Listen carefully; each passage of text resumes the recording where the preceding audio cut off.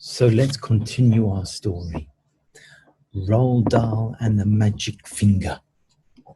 Where were we? Anybody remember what happened?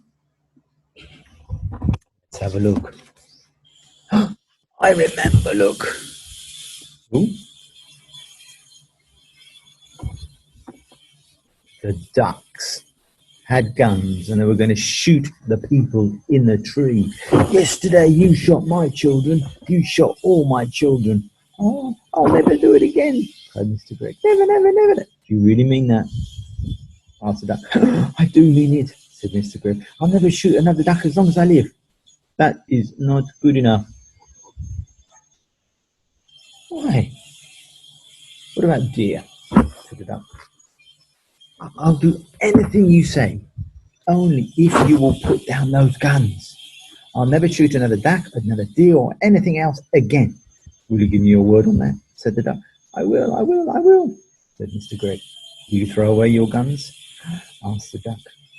I will break them into tiny bits, said Mr. Greg, and never again need you be afraid of me or my family. Very well, said the duck. You may now come down, and by the way, I congratulate you on your nest. For a first go, it's pretty good. Mr. and Mrs. Greg, Philip and William hopped out of the nest and flew slowly down.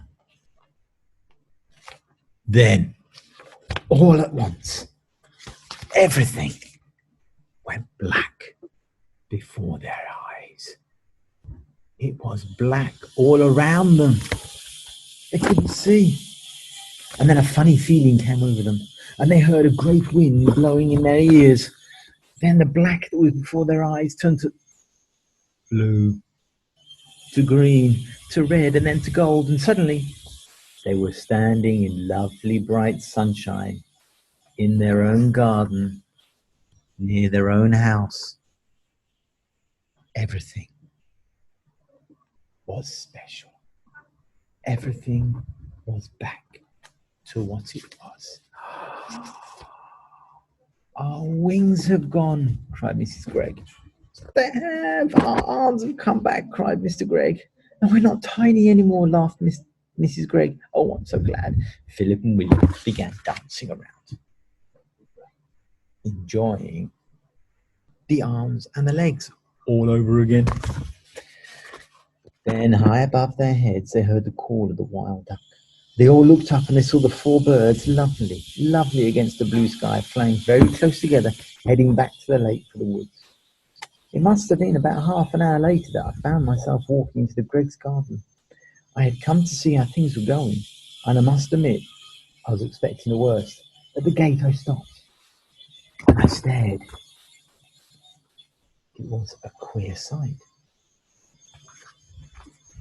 What do you think Mr. Greg was doing? What do you think Mrs. Greg was doing? What do you think children were doing? So, you now have to tell me what you think they're doing. So on the piece of paper I've got for you, you do that.